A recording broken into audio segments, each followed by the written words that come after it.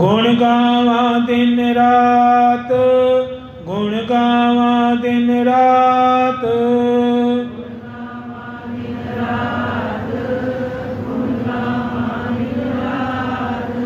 नानक चाहो ए हो, नानक चाहो ए हो,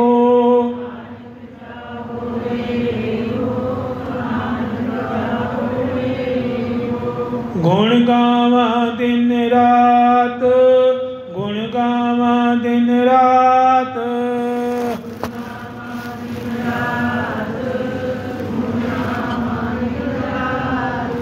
वाहेगुरु वाहेगुरु वाहेगुरु वाहेगुरु,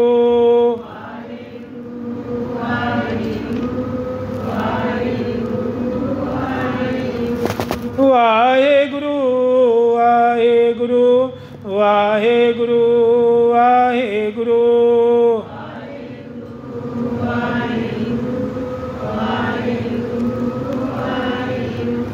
वाहेगुरु वाहेगुरु वाहेगुरु वाहेगुरु,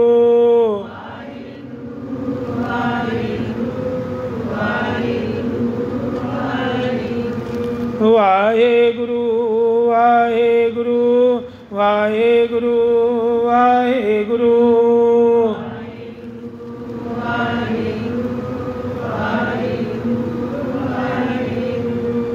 वाहेगुरु वाहेगुरु वाहेगुरु वाहेगुरु,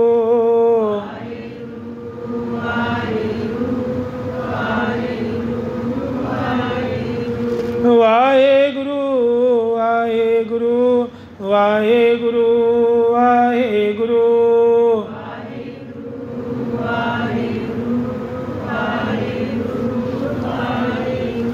वाहेगुरु वाहेगुरु वाहेगुरु वाहेगुरु,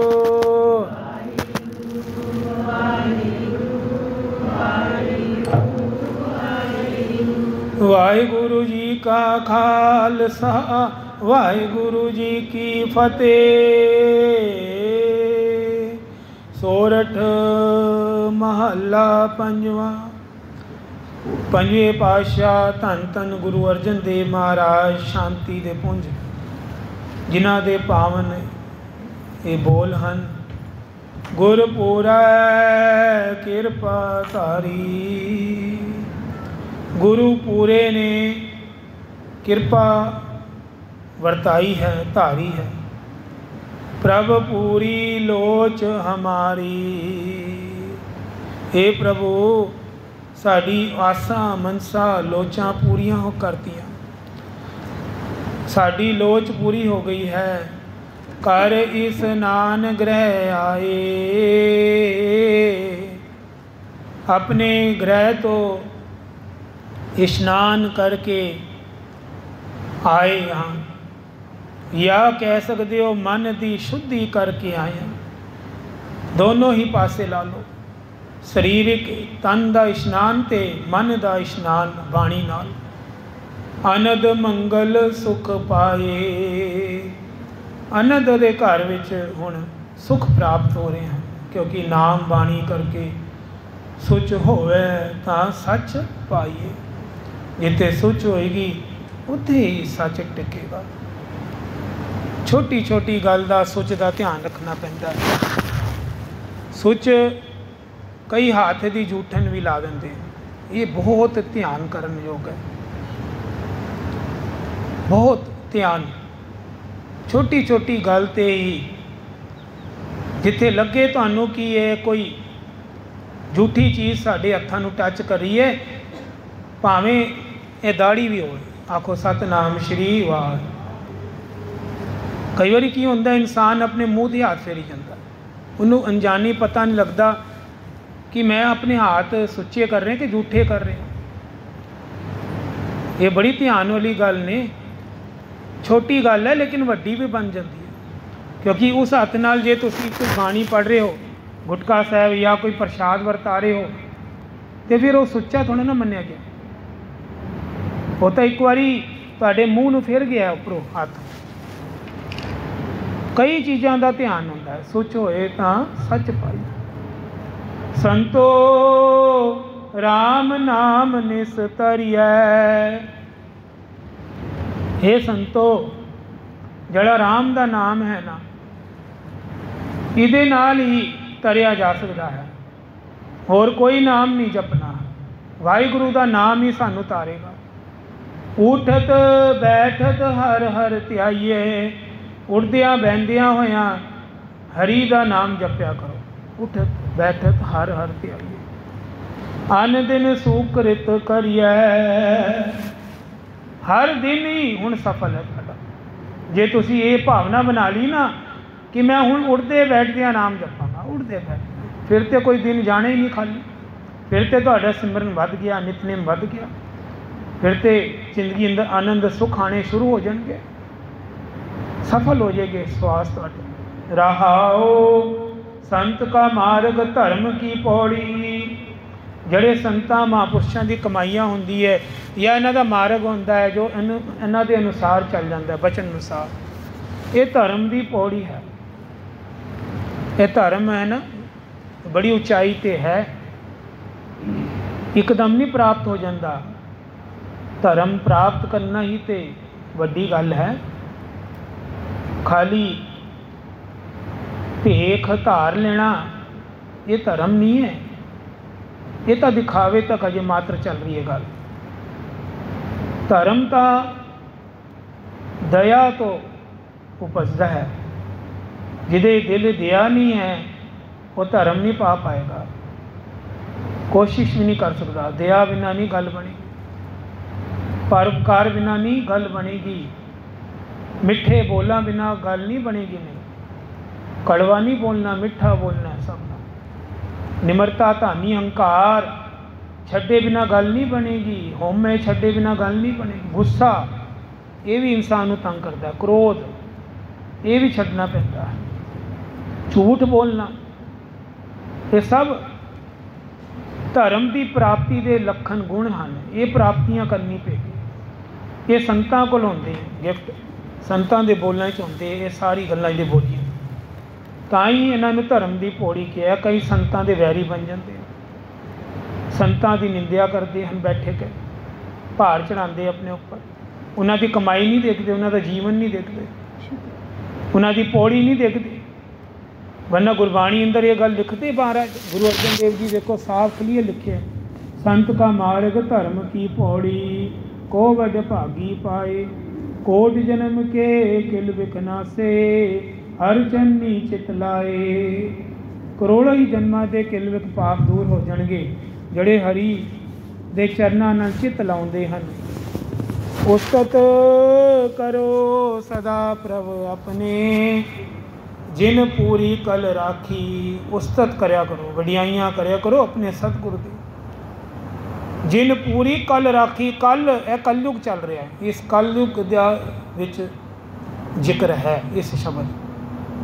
ਜਿਸ ਨੇ ਕੱਲ ਦੇ ਅੰਦਰ, ਕਲਯੁਗ ਨੂੰ ਕਿਹਾ ਹੈ, ਕੱਲ ਦੇ ਅੰਦਰ ਸਾਡੀ ਰਾਖੀ ਕੀਤੀ ਹੈ। ਇੰਨੇ ਮਾੜੇ ਸਮੇਂ 'ਚ ਵੀ ਪ੍ਰਭੂ ਨੇ ਸਾਡੀ, ਗੁਰੂ ਨੇ ਸਾਡੀ ਰੱਖਿਆ ਕੀਤੀ ਹੈ। ਜੀਏ ਜੰਤ ਸਭ ਪਏ ਪਵਿੱਤਰਾ। ਸਾਰੇ ਜੀਏ ਜੰਤ ਸਾਰੇ ਪਵਿੱਤਰ ਹੋ ਗਏ, ਪਵਿੱਤਰ। ਸਤਿਗੁਰ ਕੀ ਸੱਚ ਸਾਖੀ। ਇਹ ਸਤਿਗੁਰ ਦੀ ਸਾਖੀ ਹੈ, ਕਥਾ ਹੈ, ਸੱਚੀ ਗੱਲ ਹੈ ਕਿ ਸਾਰੇ ਨਾਮ ਜਪਣ ਵਾਲੇ ਪਵਿੱਤਰ ਹੋਈ ਜਾਂਦੇ ਹਨ। ਵਿਘਨ ਵਿਨਾਸ਼ਨ ਸਭ ਦੁੱਖ ਨਾਸਨ। ਵਿਘਨਾਂ ਦਾ ਨਾਸ਼ ਹੋ ਗਿਆ ਹੈ, ਪਾਪਾਂ ਦਾ, ਦੁੱਖਾਂ ਦਾ ਨਾਸ਼ ਹੋਣਾ ਸ਼ੁਰੂ ਹੋ ਗਿਆ। ਸਤਿਗੁਰ ਨਾਮ ਦ੍ਰਿੜਾਇਆ। ਜਿਹੜੇ ਯਾਦ ਕਰਦੇ ਹਨ, ਦ੍ਰਿੜਾਉਂਦੇ ਹਨ, ਬਾਰ ਬਾਰ ਰਟਨ ਕਰਦੇ ਹਨ ਨਾਮ ਨੂੰ। ਖੋਏ ਪਾਪ ਸਭ ਪਏ, ਭਏ ਸਭ ਪਾਵਨ। ਖੋਏ ਪਾਪ, ਸਾਰੇ ਪਾਪ ਖੋ ਜਾਣਗੇ। ਭਏ ਸਭ ਪਾਵਨ, ਸਭ ਜਗ੍ਹਾ ਹੁਣ ਸਾਰੇ ਹੀ ਪਵਿੱਤਰ ਔਰ ਪਾਵਨ ਹੋ ਜਾਣਗੇ, ਪਾਪ ਦੂਰ ਹੋ ਜਾਣਗੇ। ਜਨ ਨਾਨਕ ਸੁਖ ਕਰ ਆਇਆ। ਜਿਨ੍ਹਾਂ ਦੇ ਹਿਰਦੇ ਵਿੱਚ ਗੁਰੂ ਨਾਨਕ ਸਾਹਿਬ ਆ ਗਏ, ਆਖੋ ਸਤਿਨਾਮ ਸ਼੍ਰੀ ਵਾਹਿਗੁਰੂ। ਗੁਰੂ ਨਾਨਕ ਸੁਖ ਕਰ ਆਇਆ, ਜਨ ਨਾਨਕ ਸੁਖ ਕਰ ਆਇਆ।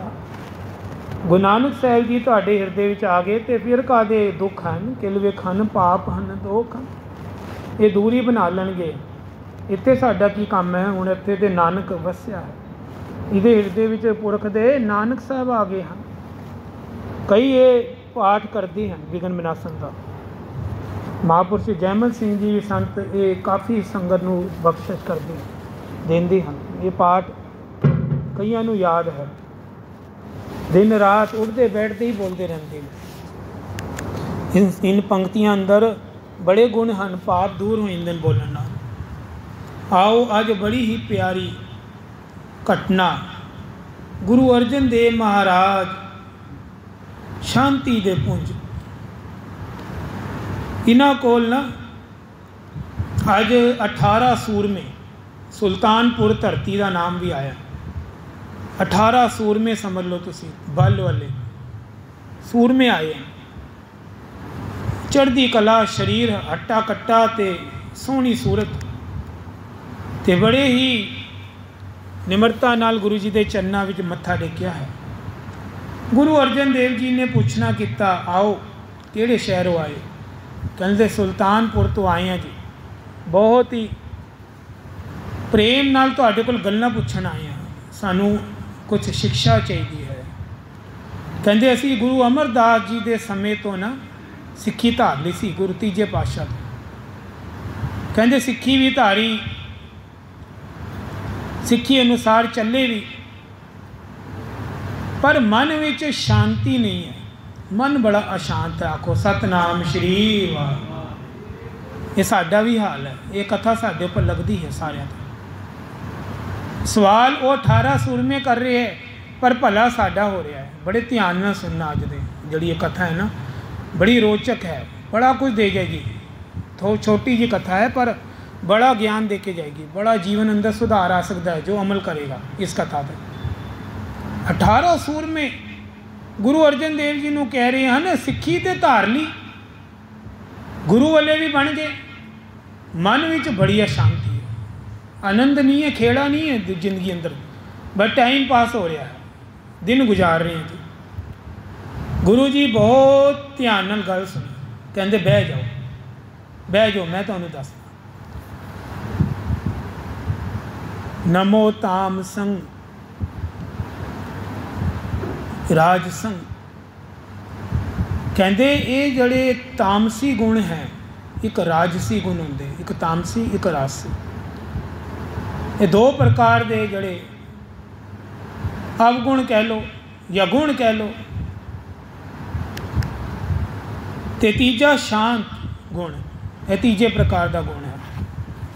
ਇਹ ਜਦ ਤੱਕ ਹੋਏਗਾ ਨਾ, ਇਹਨਾਂ ਦੇ ਵਿੱਚੋਂ ਜਿਹੜੀ ਬੁਰਾਈਆਂ ਤੁਹਾਨੂੰ ਲੱਭਣ, ਗੁਰੂ ਅਰਜਨ ਦੇਵ ਜੀ ਦੱਸ ਰਹੇ, ਇਹ ਇਨਸਾਨ ਵਿੱਚ ਹੋਏਗੀ, ਭਾਵੇਂ ਗੁਰੂ ਵਾਲਾ ਵੀ ਬਣ ਜਾਵੇ, ਉਹਦਾ ਆਨੰਦ ਨਹੀਂ ਬਣੇਗਾ, ਖੇੜਾ ਨਹੀਂ ਬਣੇਗਾ। ਆਖੋ ਸਤਨਾਮ ਸ਼੍ਰੀ ਵਾਹਿਗੁਰੂ। ਹੁਣ ਦੇਖੋ ਵਿਸਤਾਰ ਦੇ ਨਾਲ ਲੈਂਦੇ ਹਾਂ ਜੀ। ਤਾਮਸੀ ਗੁਣ ਕਿਹੜੇ ਹੁੰਦੇ ਹੈ, ਬੜੇ ਧਿਆਨ ਨਾਲ ਸੁਣਨਾ। ਜਿੰਨੇ ਲਿਖਣੇ ਆ ਉਹ ਲਿਖ ਵੀ ਸਕਦਾ ਹੈ, ਡਾਇਰੀ 'ਤੇ, ਹਿਰਦੇ ਦੀ ਡਾਇਰੀ 'ਤੇ ਘਰ ਜਾ ਕੇ ਲਿਖ ਸਕਦਾ ਹੈ, ਭੁੱਲ ਨਾ ਜਾਣ। ਤਾਮਸੀ ਗੁਣ ਗੁਰੂ ਅਰਜਨ ਦੇਵ ਜੀ ਦੱਸ ਰਹੇ, ਅਸੀਂ ਨਹੀਂ ਦੱਸ ਰਹੇ, ਗੁਰੂ ਜੀ ਦੇ ਮੂੰਹ ਸੁਣੋ। ਇਹ ਸੂਰਜ ਪ੍ਰਕਾਸ਼ ਗ੍ਰੰਥ ਦੀ ਲਾਈਨਾਂ ਦੇ ਪੰਕਤੀਆਂ ਦੇ ਵਿੱਚੋਂ ਕਥਾ ਲਿੱਤੀ ਗਈ ਹੈ। ਤਾਮਸੀ ਗੁਣ ਕਿਹੜੇ ਹੈ? ਰਾਤ ਦੀ ਬਈਆਂ ਚੀਜ਼ਾਂ ਖਾਣੀਆਂ, ਇਹ ਤਾਮਸ ਵਿਕਾਰ ਲਿਆਂਦਾ ਤੁਹਾਡੇ ਅੰਦਰ। ਜਿਹੜੇ ਤਾਜ਼ਾ ਭੋਜਨ ਖਾਂਦੇ ਹਨ ਨਾ, ਉਹ ਉਹਦੇ 'ਚ ਇਹ ਤਾਮਸ ਵਾਲਾ ਗੁਣ ਨਹੀਂ ਪ੍ਰਵਿਸ਼ਟ ਕਰਦਾ। ਦੇਖੋ ਪਹਿਲੀ ਗੁਣ ਉਹਨਾਂ ਨੇ ਇਹ ਦੱਸਿਆ। ਦੂਜਾ, ਖੱਟੀਆਂ ਅਤੇ ਚਟਪਟੀਆਂ ਚੀਜ਼ਾਂ ਸਵਾਦ ਲੱਗਣੀਆਂ, ਸਵਾਦ ਲਗਾ ਕੇ ਖਾਣੇ। ਖੱਟੀ ਚੀਜ਼ ਆਪ ਸਮਝ ਹੀ ਜਾਓਗੇ, ਇਸ਼ਾਰਾ ਅਚਾਰ ਵਗੈਰਾ ਜਾਂ ਕੁਛ ਹੋ ਗਈ। ਚਟਪਟੀ ਚੀਜ਼ਾਂ ਹੋਰ ਬਾਜ਼ਾਰੀ ਫਾਸਟ ਫੂਡ ਆ ਗਏ ਬੜੇ, ਇਹ ਤੁਹਾਡੇ ਅੰਦਰ ਤਾਮਸ ਗੁਣ ਪੈਦਾ ਕਰ ਦੇਣਗੇ, ਤੁਹਾਨੂੰ ਪਤਾ ਵੀ ਨਹੀਂ ਲੱਗਣਗੇ। ਤੀਜੀ ਗੱਲ ਦੱਸੀ, ਗੁੱਸਾ ਕਰਨਾ, ਛੋਟੀ ਛੋਟੀ ਗੱਲ 'ਤੇ ਬੁਰਾ ਮੰਨ ਜਾਣਾ, ਇਹ ਤਾਮਸ ਗੁਣ ਦੀ ਨਿਸ਼ਾਨੀ ਹੈ। ਕ੍ਰੋਧ, ਕਈਆਂ ਦਾ ਕ੍ਰੋਧ ਨਹੀਂ ਜਾ ਰਿਹਾ, ਬਾਣੀ ਪੜ੍ਹ ਕੇ ਵੀ ਉਲਟਾ ਹੋਰ ਜ਼ਿਆਦਾ ਕ੍ਰੋਧੀ ਹੋ ਜਾਂਦੇ, ਨਹੀਂ ਜਾ ਰਿਹਾ, ਇਹ ਤਾਮਸ ਹੈ ਉਹਨਾਂ 'ਚ। ਝੂਠ ਬੋਲਣਾ, ਇਹ ਵੀ ਤਾਮਸ ਗੁਣ ਦੀ ਨਿਸ਼ਾਨੀ ਨੇ। ਗੁਰੂ ਅਰਜਨ ਦੇਵ ਜੀ ਝੂਠ ਨਹੀਂ ਬੋਲਣਾ। ਨਿੰਦਿਆ ਕਰਨਾ, ਨਿੰਦਿਆ ਦੇ ਵਿੱਚ ਸਵਾਰ ਲੈਣੇ, ਕਿਸੇ ਹੋਰ ਦੀ ਗੱਲ ਸੁਣਨੀ, ਇਹ ਵੀ ਤਾਮਸ ਗੁਣ ਦੀ ਨਿਸ਼ਾਨੀ। ਮਿਰਚ ਮਸਾਲੇ ਵਾਲੇ ਭੋਜਨ ਛਕਣੇ। ਕਈ ਕਹਿੰਦੇ ਜ਼ਿਆਦਾ ਮਿਰਚਾਂ ਪਾਓ, ਚੰਗੀ ਤੋਂ ਚੰਗੀ ਕਰਾਰਾ ਭੋਜਨ ਹੋਵੇ, ਫਿੱਕੀ ਚੀਜ਼ਾਂ ਚੰਗੀਆਂ ਨਹੀਂ ਲੱਗਦੀ, ਇਹ ਵੀ ਤਾਮਸ ਗੁਣ ਲਿਆਏਗੀ। ਗੁਰੂ ਅਰਜਨ ਦੇਵ ਜੀ ਕਹਿੰਦੇ ਇਹ ਵੀ ਤੁਹਾਨੂੰ ਵਿਗਾੜੇਗੀ।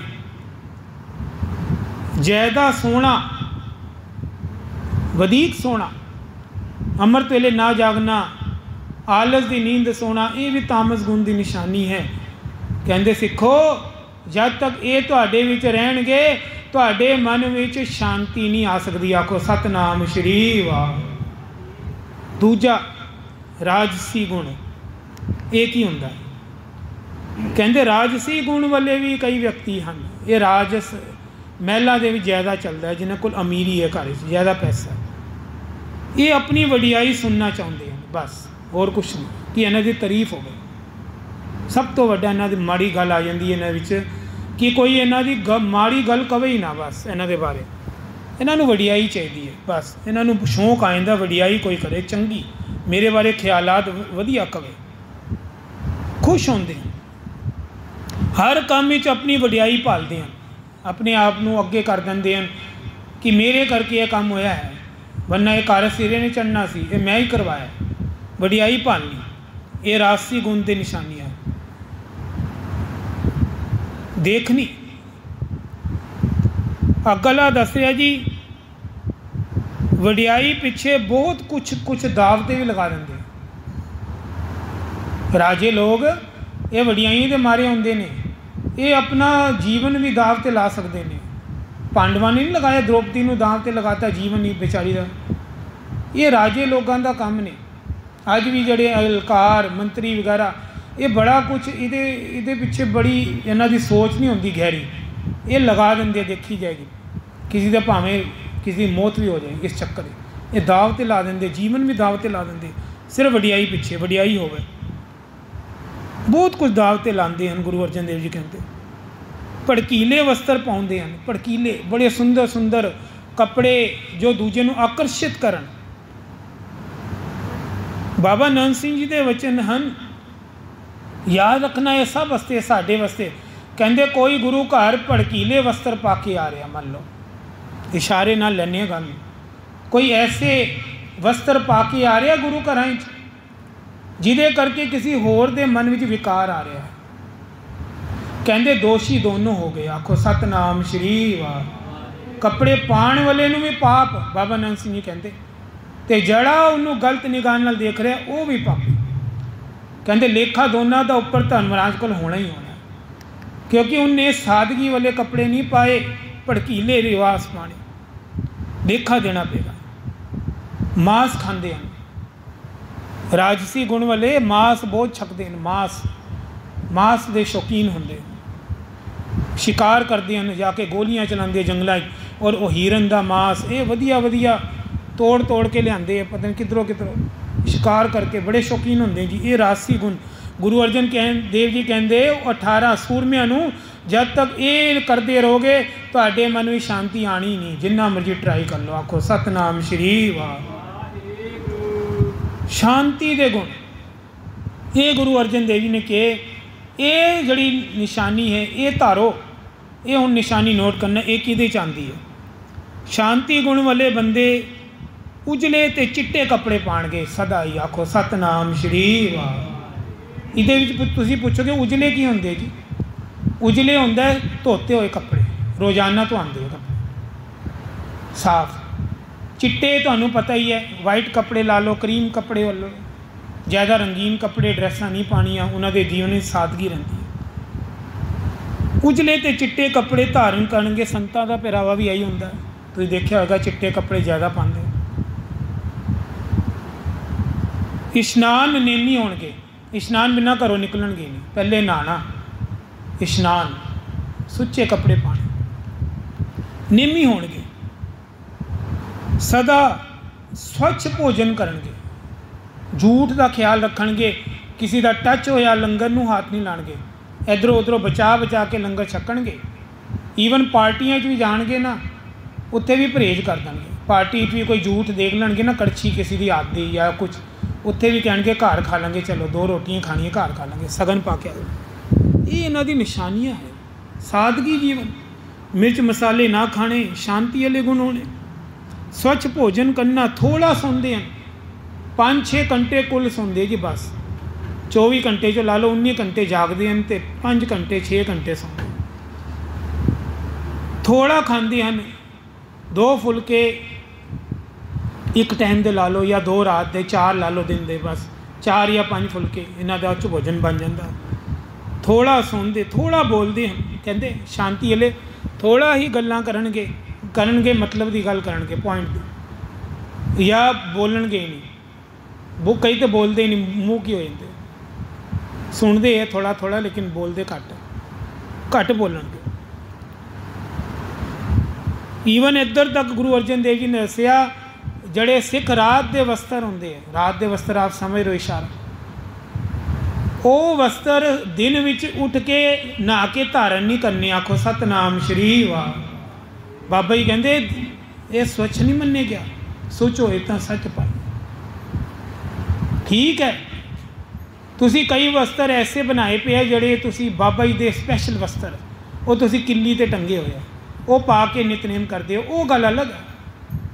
कहते लेकिन तुसी रात को सो रहे हो, उसी वस्त्रां सवेरे भी धारण कर रहे हो ना धो के, ये कादी सुचता हुई। बाबा जी कहते ये तो भी परहेज करना है, ये अच्छी गल नहीं, ये निशानी नहीं। सुच होए तो सच पाइए, गल गल ते हाथ धोया करो। किसी गल का वहम हो जाए, कोई वहम नहीं है, ये सच्चाई है। हाथ धोना जरूरी है, कोई भी सेवा करनी है, बार बार पानी कोल रख लो, हाथ धो ही दो, भावें 10 बारी धोने पे धोते रहो, ये कोई फर्क नहीं पैंदा। ये सुचतमा आदि है। ये गल का गुरु अर्जन देव जी उपदेश दे रहे हैं, राज दे वस्त्र सवेरे नहीं धारने, ये भगती दे विच खलल पाते हैं।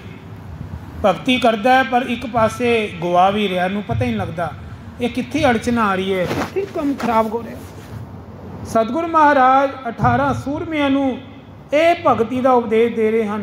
जे तो तुहाडे अंदर ये तामसी राजसी गुण हैगे हैं तो ਇਹਦਾ मतलब तुसी तां ही अशांत हो, तां ही तुसी तुहाडी चढ़दी कला मन की नहीं हो रही।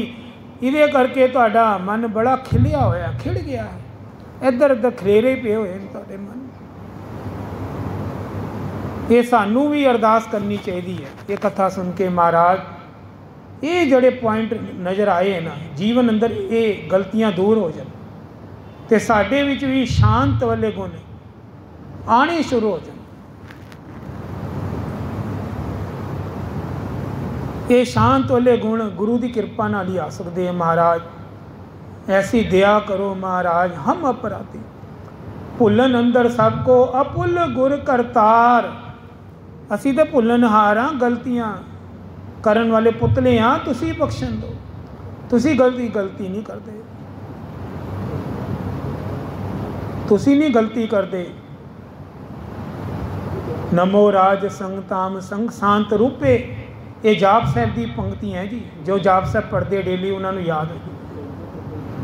यही कथा के उपर ये जो पढ़ी है ना गुरु गोबिंद सिंह जी लाइन, नमो राज संग ताम संग शांत रूपे, ये तीनों पॉइंट अज लिखे गए, ये उसी के उपर ही है कथा। गुरु अर्जन देव जी पहले ही इन्होंने, क्योंकि जोत वही चलती पी सी, पहले ही कथा करती उन्होंने कितने साल पहले, कि ये जड़े है ना गुण, ये शांति वाले गुण धारने पैणगे। करो, कोशिश करो, अज तो नहीं याद तो कैसेट वगैरह तो दोबारा तुहानूं ये गुण सुना देंगे, लिख के दे देंगे, लेकिन जीवन के अंदर एक एक पॉइंट नू नोट करके लिखी जाओ। ये छड़ना है, अज ये कसम खाओ, अज ये छड़ के जाना, ये अवगुण छड़ना। ये मस्कीन जी कहते कि इस तरह गुणों च वाधा होता है। जोड़े बंदे डायरियां तो लिखते हैं ना, ये अवगुण है मेरा, उन्होंने याद रहता, ये नहीं करना, ये गलती मैं दिन झूठ बोलिया, ये लिखने शुरू कर दो कि अज मैं इन्ने झूठ बोले, अज मैं इन्ने बंदे का दिल दुखाया। कहते माड़ी गल नहीं है, एक दिन आएगा वो डायरी खाली होनी शुरू हो जाएगी, क्योंकि कोई तुसी करोगे नहीं गलती, अवगुण तो परे जान छूट जाएगी। ये भी विधि है। आओ सारे नाम जपिए, फिर समाप्ति है जी। वाहे गुरु ਵਾਹਿਗੁਰੂ ਵਾਹਿਗੁਰੂ।